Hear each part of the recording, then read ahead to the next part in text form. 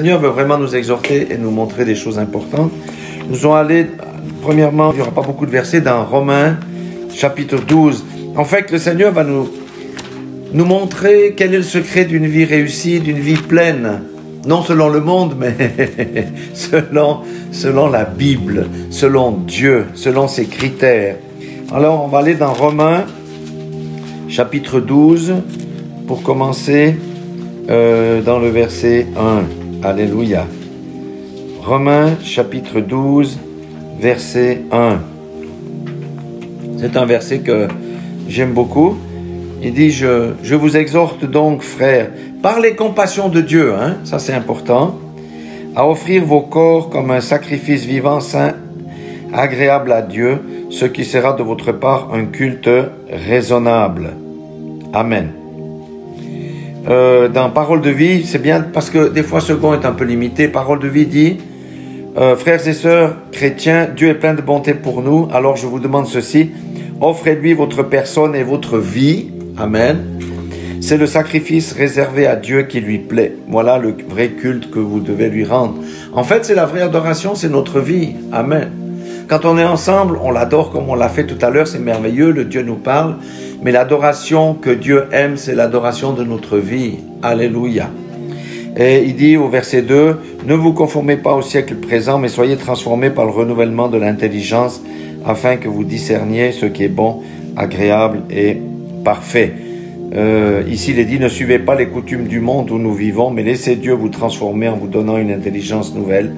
Ainsi, vous pourrez savoir ce qu'il veut, ce qui est bon, ce qui lui plaît, ce qui est parfait. Amen. » Alléluia. Nous savons que nous avons été créés pour quoi? Pour faire la volonté de Dieu, pour l'adorer en esprit et en vérité, et pour le servir. Amen. C'est important, le Seigneur nous rappelle ça ce matin. La deuxième partie va se trouver dans 2 Corinthiens, au chapitre 6. Amen. 2 Corinthiens, chapitre 6. Alléluia. C'est le même message. Dieu est toujours constant dans ses messages. Paul a été toujours constant dans son message. Les apôtres ont toujours été constants dans leur message. Donc ici nous avons 2 Corinthiens chapitre 6. Puisque nous travaillons avec Dieu, je m'arrête déjà là. Nous travaillons avec Dieu. Ailleurs il dit nous sommes co-ouvriers avec Christ. Et ailleurs, il dit, nous sommes les ouvriers de Dieu. Dieu, c'est notre patron, mais nous travaillons avec lui parce que par nous-mêmes, nous ne pouvons pas réussir à faire les choses comme on l'a vu. Sans le Saint-Esprit, nous ne pouvons pas vraiment être conduits avec succès dans le champ de la mission. Nous vous exhortons à ne pas recevoir la grâce de Dieu en vain. Ce matin, ça m'a interpellé. À ne pas recevoir la grâce de Dieu en vain. Je dis, qu'est-ce qu'il veut dire, Paul? Eh bien, Paul veut dire... Je vous exhorte, en fait, à ne pas laisser vos dons inutiles, à ne pas laisser vos talents inutiles. C'est ça qu'il nous dit. Dans la version amplifiée en anglais, c'est ce qu'il dit aussi. Il dit, mais je vous ai donné des dons, je vous ai donné des talents, je vous ai donné ma grâce, je vous ai octroyé le salut. Ne restez pas sans rien faire. Moi, pendant, 20 ans, j'étais fidèle à l'église, mais je faisais pas du tout l'œuvre de Dieu. J'étais pas co-ouvrier avec Dieu. Je n'étais pas aux ordres de Dieu. Et le Seigneur nous rappelle ici, il dit au verset 2, car il dit au temps favorable, je t'ai exaucé, au jour du salut, je t'ai secouru. Voici maintenant le temps favorable, voici maintenant le jour du salut. Alléluia. Nous savons que nous sommes dans les temps dans les temps de la fin, et le Seigneur a besoin des ouvriers de la 11e heure, ça veut dire de ceux qui travaillent pour lui dans le champ de la moisson, car la moisson est grande et qu'il y a peu d'ouvriers. Alléluia. Et c'est ça le secret d'une vie bien remplie selon Dieu, une vie qui porte du fruit, une vie qui est un véritable témoignage. Amen. Nous avons porté en terre une servante du Seigneur qui était une amie, vendredi passé. Et les témoignages qui sont sortis, on peut dire cette femme n'a pas laissé le monde indifférent. Cette femme a travaillé pour le Seigneur. Et c'était vraiment même merveilleux parce que nous étions dehors avec le cercueil était là, dans la voiturette qui devait la porter en terre. La pluie est tombée sur nous. Et le pasteur, l'apôtre qui donnait le message disait, voilà, c'est la pluie d'Apollos. Et oui, c'est la pluie qui tombe sur nous pour qu'on continue l'œuvre de la servante. C'était à Bienne, il y avait beaucoup d'églises de rassemblement qui étaient là. Et c'est vrai, elle a planté et le Seigneur arrose pour qu'on continue à continuer l'œuvre. Et nous continuons tous l'œuvre de quelqu'un. Nous commençons une autre, mais quelqu'un va entrer dans notre champ pour continuer notre œuvre. C'est ça la vie remplie. C'est ça la vie qui donne un témoignage impactant. C'est pas la position sociale, les millions dans le compte. Cette femme a donné sa vie pour l'évangile. C'était une évangéliste. Elle allait d'église en église, elle prônait l'unité et tout ça parce qu'elle voulait laisser un impact. Et la pasteur Henriette, elle a laissé un impact dans le monde. Et la question que je me suis posée en disant, mais moi le jour où je vais partir, quel est l'impact, quelle est l'empreinte que je vais laisser? Parce que pendant 20 ans, je vous dis, j'étais pas pendant l'œuvre du Seigneur, j'étais dans l'œuvre religieuse. J'étais un fidèle d'église, mais je n'utilisais pas les dons que Dieu m'a donnés. Alléluia. Mais comme je dis à quelqu'un, il n'est jamais trop tard pour commencer. Il n'est jamais trop tard pour se mettre en ordre avec Dieu. Il n'est jamais trop tard pour comprendre que Dieu ne t'a pas sauvé pour que tu restes assis sur ton canapé, mais que tu travailles pour lui et que tu portes du fruit dans ta vie. C'est ça que nous désirons. Laisser une empreinte, laisser un témoignage. Et la vie d'Henriette, en tous les cas, a laissé un puissant témoignage derrière elle. Parce que c'est rare d'avoir un ensevelissement. Toutes les églises étaient représentées. Alléluia. Et elle avait un puissant ministère. Même s'ils n'étaient pas nombreux, son ministère était puissant parce qu'elle allait dans les rues à Bienne. Alléluia. Pour prêcher l'évangile. Elle avait sur le cœur les âmes perdues. Alléluia. Et pour nous, c'est un véritable exemple. Et je me disais ce matin, j'étais content d'avoir accueilli cette femme dans notre maison. Ce que ma femme fait remarquer, c'est tout à fait juste. Le pasteur Henriette n'était pas une femme des nombres. Dieu ne travaille pas avec le nombre, mais avec la qualité du travail. Amen. Amen. Et elle recherchait les âmes. Et combien de fois son église, ça montait, ça descendait. Parce que, voilà, elle était à la recherche constante des âmes. Et souvent, les gens viennent à l'église pour recevoir leur délivrance, recevoir une bénédiction, et après ils partent et ils laissent les personnes avec les dettes, et elle-même a porté le fardeau de l'église des dettes. Amen. Et cette femme a laissé un témoignage impérissable auprès de tous les autres pasteurs de Bienne qui étaient présents lors de son ensevelissement. Et Dieu nous dit que ta grâce ne soit pas vaine. Ça veut dire les dons qu'il a mis en toi, les talents qu'il a mis en toi, eh bien, il faut que ça fructifie. On a vu tout à l'heure que le Seigneur, qu'est-ce qu'il veut? Le sacrifice de nos vies, c'est ça la véritable adoration. De ne pas se conformer au monde, mais de rechercher sa parole, rechercher sa volonté, écouter la voix de l'Esprit et faire ce qu'il nous demande de faire, chacun à son niveau, chacun avec ses talents, chacun avec les dons qu'il a mis en nous. Alléluia. Et c'est vrai que le ministère, ce n'est pas une question de nombre, où on peut être 10 000 dans une église, mais ne pas être connu de Dieu. On peut avoir 10 000 dans une église, mais 10 000 perdus parce que on ne prêche pas la vérité. Vous voyez, ce qui compte, c'est vraiment la qualité du travail. C'est le travail de ciseler les âmes. C'est vrai, d'entrer dans le travail de l'autre, aussi d'aller semer et d'autres entreront dans notre travail. Parce que amener une âme à la maturité, ça prend toute une vie. Alléluia. Donc, le Seigneur nous dit, ne méprisez pas la grâce que je vous ai faite. Je vous ai accordé le salut, ne gardez pas ce salut pour vous-même, mais au contraire, entrez dans l'œuvre, dans la moisson, parce que, comme le dit la Bible, nous sommes dans les temps de la fin. La moisson est grande, mais il y a peu d'ouvriers. Pourquoi? Parce que le peuple est endormi et le peuple n'a pas compris qu'il est là pour adorer Dieu. Il est là pour servir Dieu.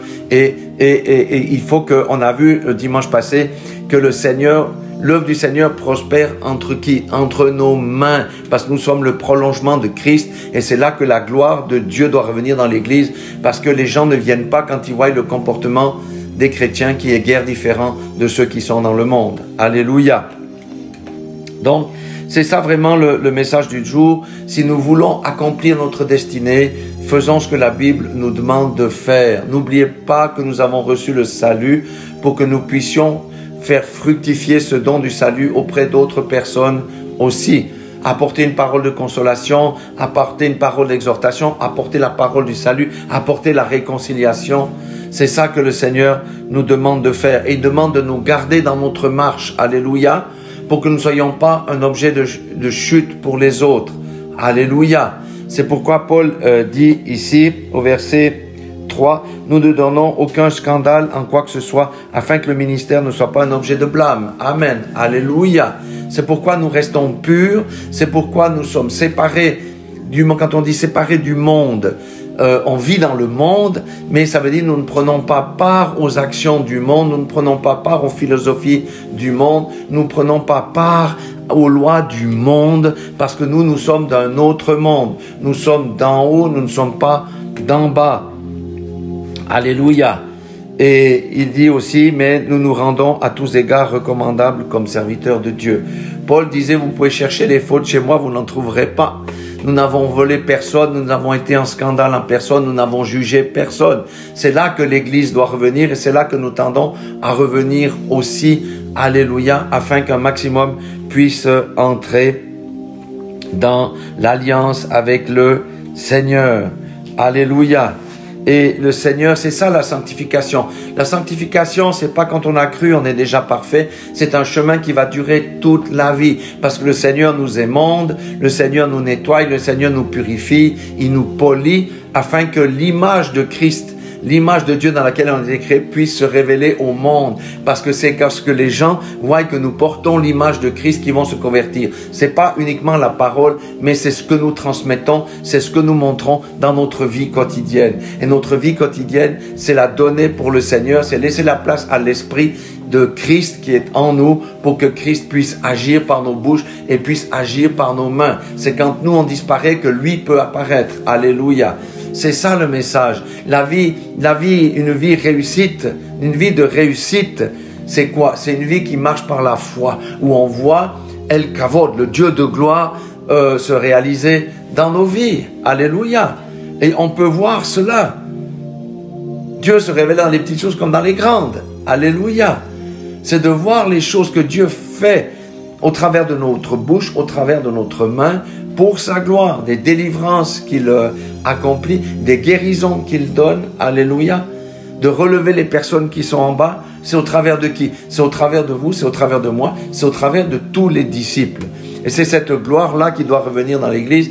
Et moi, je crois que la gloire de Dieu va tomber sur tous les instruments qui se préparent aujourd'hui à recevoir cette gloire-là. Alléluia. Je vais prendre le verset 14 qui dit « Ne vous mettez pas avec les infidèles sous un joug étranger. » Alléluia. Qu'est-ce que ça veut dire? Ça veut dire en matière d'union, en matière d'alliance, parce qu'on ne peut pas cheminer avec quelqu'un qui est en alliance avec un autre Dieu. Ça veut dire, oui, on peut les manger avec, on peut boire avec, mais on ne peut pas participer à sa philosophie. Vous voyez ce que je veux dire? Nous sommes séparés. Alléluia. Les chrétiens, nous avons la marque du Saint-Esprit en nous. Alléluia. Et combien de fois, c'est vrai, ne vous mettez pas avec les infidèles sous un joug étranger, ça parle aussi du mariage. Beaucoup sont chrétiens et vont choisir un conjoint qui n'est pas en alliance avec Dieu. Et ça, c'est compliqué parce que soit on va servir l'un, soit on va servir l'autre. Alléluia. C'est pourquoi le Seigneur nous dit aussi dans nos relations de nous séparer de ceux qui nous entraînent loin. C'est comme dans une corde. Vous connaissez le jeu de la corde. Nous, enfin, en Europe et en Suisse, on fait le jeu de la corde. On met 5 ou 6 d'un côté, 5 ou 6 de l'autre, et on veut voir quelle est l'équipe qui est plus forte. Et à un moment donné, soit tu es attiré vers les autres, soit tu attires les autres vers toi. Si tu es dans une relation où c'est toi qui tires la personne dans le royaume de Dieu, gloire à Dieu, continue dans cette relation, parce que tu vas l'amener au salut. Mais si tu es dans une relation où c'est toi qui vas vers les ténèbres, lâche la corde plutôt que d'aller finir de tomber dans le trou et d'aller dans les ténèbres. Parce que nous sommes un enjeu. Vous et moi, nous sommes un enjeu. Le diable veut nous faire sortir de notre position pour aller rejoindre dans son royaume. C'est ce qu'il a fait avec Jésus quand il a tenté. Il a dit, mais moi je te donne tous les royaumes de la terre si tu te prosternes devant moi. Regarde les richesses, tu as tout. Jésus a dit non, tu te prosterneras, tu adoreras ton Dieu seul. Alléluia. Va-t'en, fuis. Il lui a proposé les positions. Tu peux être directeur de ceci, c'est ce que le diable fait encore. Tu peux être même président, vice-président. Je peux te faire de toi un ministre, mais accepte de marcher sous ma tutelle. À quoi sert de gagner un poste de ministre ou de président pour être passé sous le jugement lorsque le moment viendra? Ça ne sert à rien. C'est pourquoi le Seigneur dit aussi qu'on doit prier pour nos autorités, pour qu'on ait la paix. Parce que notre paix dépend aussi des autorités qui nous gouvernent. Donc, nous avons toutes ces choses. Donc, nous nous distinguons clairement du reste du monde. Il dit, car quel rapport y a-t-il entre la justice et l'iniquité, ça on comprend bien, ou qu'y a-t-il de commun entre la lumière et les ténèbres? Quel accord y a-t-il entre Christ et Bélial? Bélial, c'est Satan. Il n'y a pas d'accord. C'est soit tu as la lumière, soit tu es dans les ténèbres. Là, c'est très binaire, hein, comme soit tu as Christ, soit tu n'as pas Christ. Ce n'est pas le fait d'aller à l'église que tu es sauvé. Non, absolument pas. Le Seigneur dit que le salut, ça se mérite pas, hein, c'est par grâce, mais au moyen de la foi.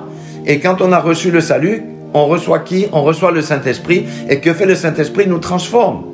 Quand il y a 20 ans sans transformation, est-ce que tu as le salut? Non, tu n'as pas le salut.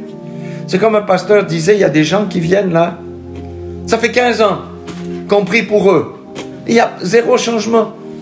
Il dit, moi, quand ces gens reviennent, je dis, je prie plus pour toi. Toi, fais la chose que tu dois faire. Tu veux pas abandonner l'impudicité. Tu veux pas abandonner la fraude. Qu'est-ce que je peux faire pour toi? Moi, je suis pas un magicien. Tu dois faire ta part. Change toi-même. Et quand tu es prêt, tu viens. Moi, je suis d'accord, mais je suis plus d'accord de perdre le temps pour quelqu'un depuis 15 ans qui est toujours dans les mêmes problèmes. Combien de fois on t'a imposé les mains, tu es tombé, combien de fois on a dit on te délivre et tu retournes chaque fois dans ton vomi. Ne viens plus me perdre le temps. Ton problème c'est toi, c'est pas moi. C'est toi ton problème. C'est toi le problème. Sors de ta coquille, prends une décision pour le Seigneur et à ce moment-là, le Seigneur va te nettoyer, va te purifier et va te transformer. On ne peut pas rester 20 ans ou 30 ans sans transformation. Alléluia. Qu'y a-t-il entre le temple de Dieu et les idoles? Alors, ailleurs, il est dit, qu'y a-t-il entre les lois de Dieu, qui est la loi de l'amour, hein, et les lois du monde, du New Age, de toutes ces choses auprès desquelles les gens vont chercher la force et toutes ces choses. Il n'y a rien de commun. C'est pourquoi le chrétien ne peut rien avoir de commun, ni avec le yoga, ni avec l'hindouisme, ni avec le bouddhisme, ni avec l'islam, rien du tout. Nous sommes séparés, nous appartenons à Dieu. Beaucoup font le shopping comme ça les arrange, et quand on dit la vérité, ils quittent l'église pour aller ailleurs, mais ça, ce n'est pas le salut. Le salut mène où? À la sainteté selon Dieu. Le salut mène où? À l'abandon de nos vices. Le salut mène où? À la manifestation de l'amour dans nos cœurs pour autrui, pour Dieu. Le salut nous mène à mettre Dieu à la première place. Alléluia. Et aujourd'hui, dans le monde, c'est l'homme qui est à la première place. Longtemps, moi, j'ai cru à Dieu, ça fait longtemps, bien sûr. Mais avant, Dieu n'était pas à la première place. Moi, j'étais la première place, ma famille, c'était la première place, mon job, c'était la première place. Bon, j'étais pas un grand sportif, je ne pouvais pas mettre le sport là, mais j'étais un grand connaisseur du cinéma, le cinéma était bien avant Dieu. Moi, Dieu, c'était le dimanche à l'église. Mais quand les écailles tombent des yeux, on va dire, mais mon Dieu, je suis perdu, j'ai jamais été sauvé. Et c'est la vérité. Donc le Seigneur veut vraiment qu'il ait la première place. C'est pour ça que le Seigneur Jésus a donné sa vie dans les larmes, dans la souffrance, en versant le sang. Et nous, il nous demande de donner notre vie, mais ça n'est pas pénible. Pourquoi? Parce que nous avons le Saint-Esprit qui nous tire dans la bonne direction et nous entrons dans la volonté de Dieu. C'est pourquoi il y a beaucoup de prières que Paul faisait pour les églises. Il dit, je prie pour que Dieu vous donne la sagesse, la révélation spirituelle, qui vous donne la connaissance de Dieu et qui vous donne le discernement des choses meilleures afin que vous soyez purs et sans tache au jour de la résurrection. Alléluia. Je continue ici. Car nous sommes le temple de Dieu, vivant, du Dieu vivant.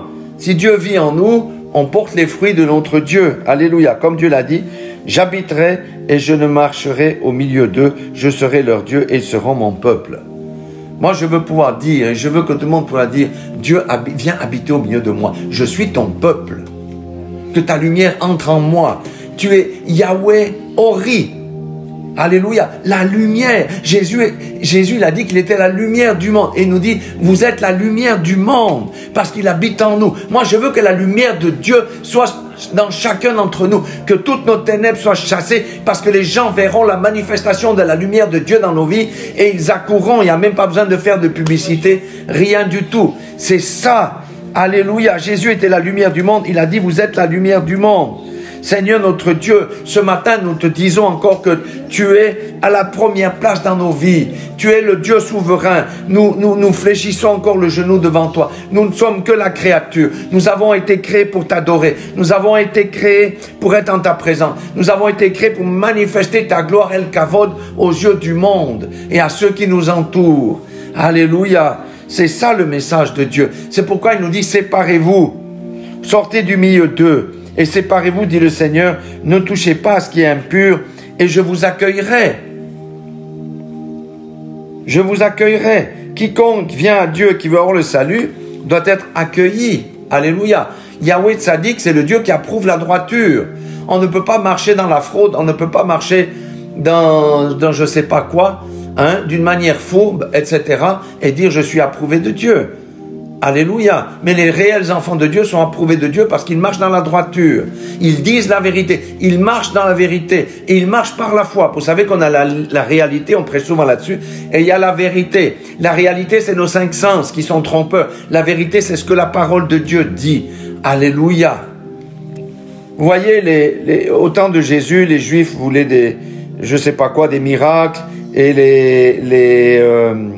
les Hébreux, les Grecs cherchaient des raisonnements. Mais la vérité de la parole de Dieu dit, c'est par la foi.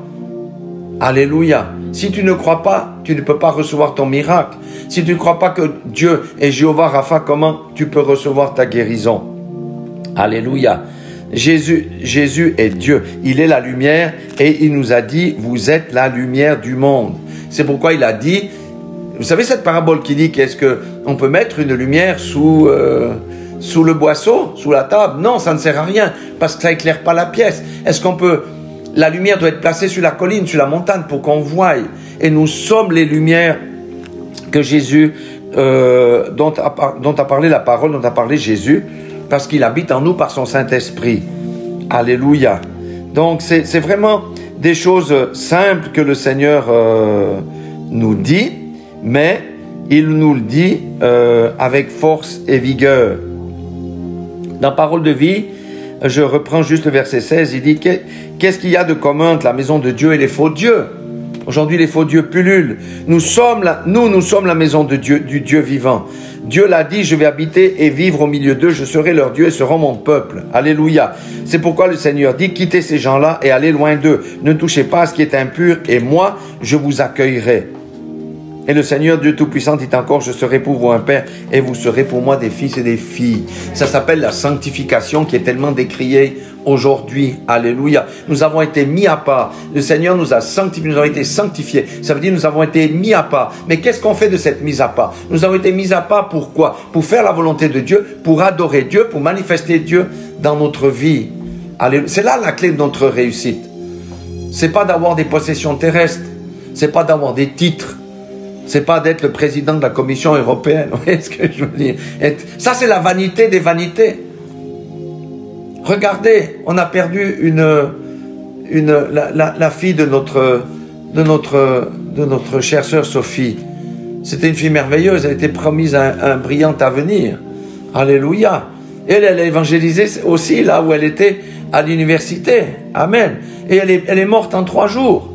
À même pas 21 ans. Personne n'a la vie garantie. C'est pourquoi les gens disent, ouais, mais demain, j'ai le temps de me convertir, j'ai le temps de faire l'œuvre de Dieu. Je suis jeune, j'ai 40 ans. Quand on était au cimetière, là, on a vu des tombes de personnes de 37 ans, de 51 ans, des gens qui avaient sur la tombe tous les trucs du New Age, etc. Oh, il y avait des 18, des 19 ans. Il n'y a pas d'âge pour mourir. La vie n'est pas garantie. Faisons l'œuvre de Dieu. Le Seigneur nous a appelés à faire l'œuvre de Dieu. Et on adore Dieu en faisant l'œuvre de Dieu. Amen. En mettant Dieu à la première place dans nos vies. Alléluia. Et nous avons des promesses fantastiques. Amen. Alléluia. Nous avons l'espérance de la vie éternelle. Je dis, Seigneur, que cette espérance-là ne me quitte jamais. L'espérance de la vie éternelle. Alléluia.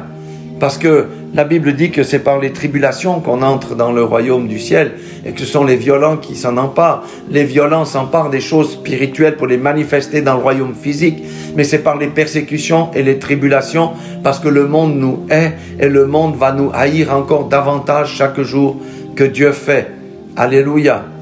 Mais nous sommes de ceux qui disent, Seigneur, nous sommes ton peuple, que ta lumière vienne habiter avec force et puissance dans ma vie et que ta lumière se manifeste dans ma vie. Alléluia. Que ton Saint-Esprit prenne possession de mes pensées et de ma bouche.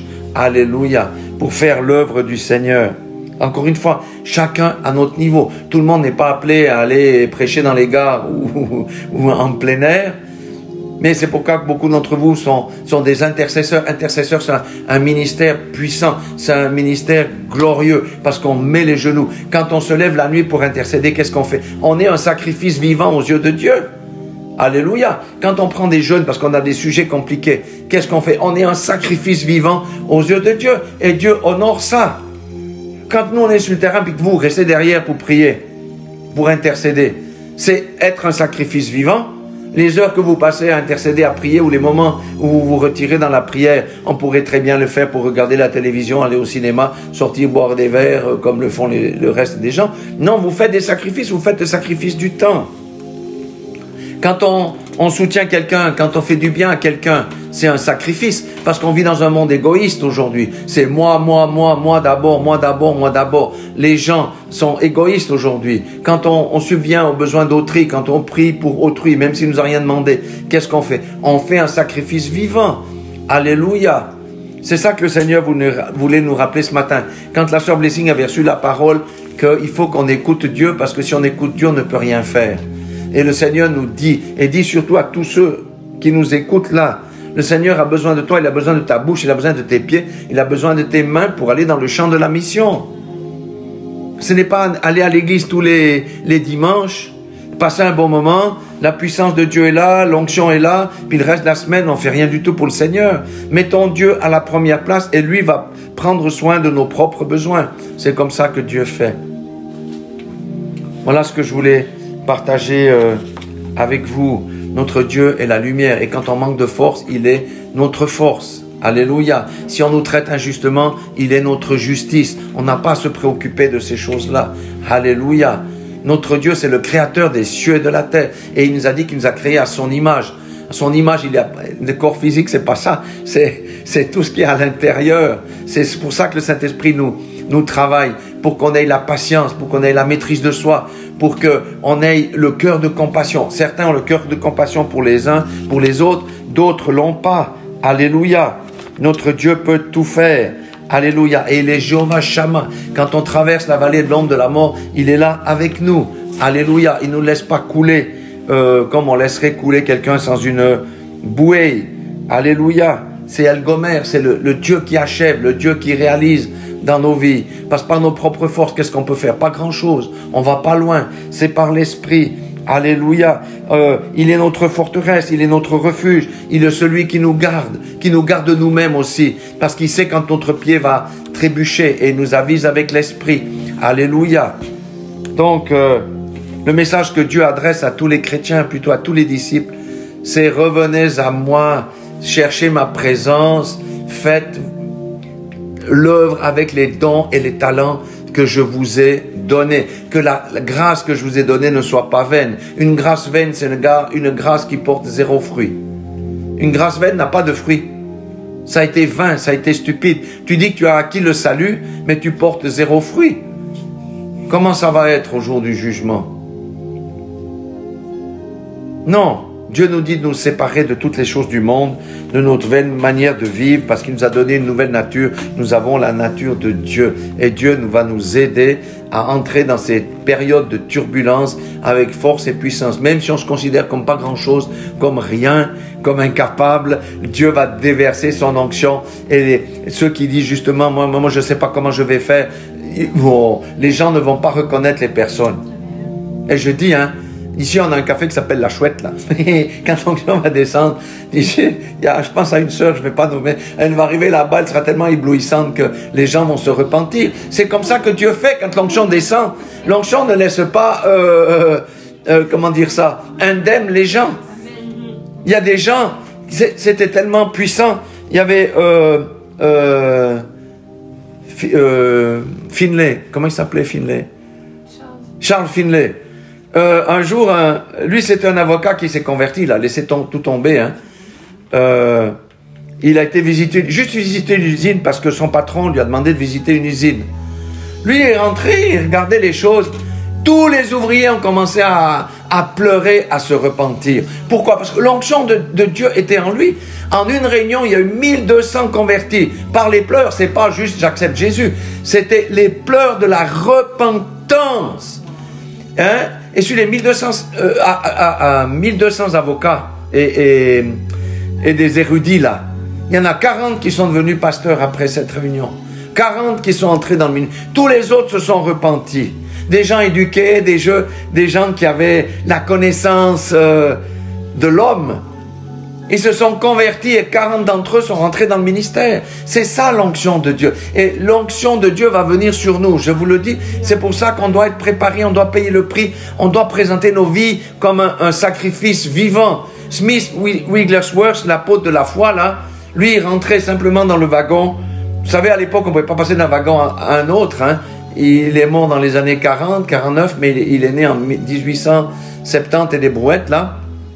Et il raconte qu'une fois, il était juste allé aux toilettes pour se laver les mains, et quand il est sorti du wagon, il n'a pas prononcé. Les gens, ils étaient à plat ventre dans le wagon en train de se repentir.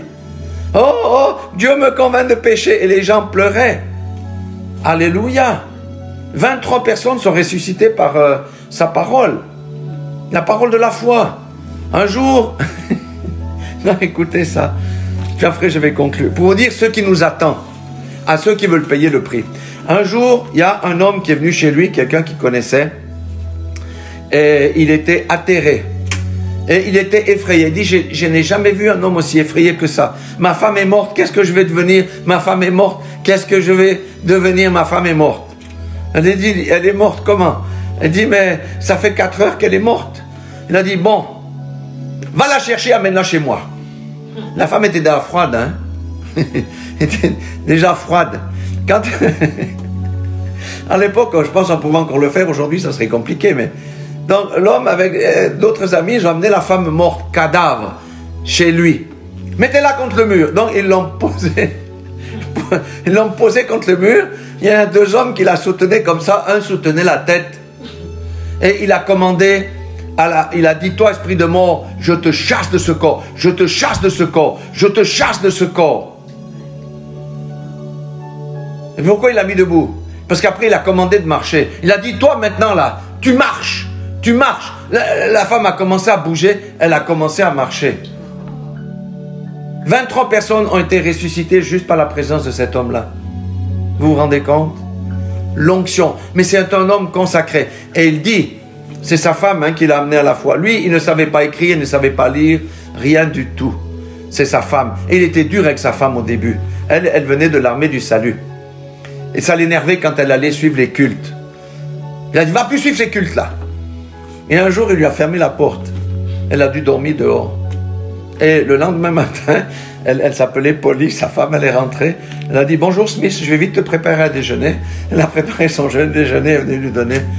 Et ça l'a brisé, quoi. Et depuis là, il s'est converti. Un homme, il a dit, je n'ai lu qu'un seul livre, la Bible. Et Lester Sumrall, qui est un puissant homme de Dieu en Angleterre aussi, c'était un prédicateur. Smith l'avait écouté prêcher, il avait dit, viens me voir une fois dans ma ville là-bas. Et Lester va là-bas, il avait le Times sous le bras. Smith a dit, laisse cette poubelle dehors, chez moi, il n'y a rien de souillé qui rentre. Donc il a dû jeter son journal pour rentrer chez lui. Alléluia. On va dans des temps comme ça où la gloire de Dieu va être énorme, va être glorieuse. Et c'est pour ça qu'on doit le chercher en esprit, en vérité. C'est pour ça qu'on doit s'efforcer vraiment de le mettre à la première place dans notre vie. Et comme il a dit, il faut que vous soyez des sacrifices vivants. Mais avec l'aide de l'esprit, c'est pas un problème.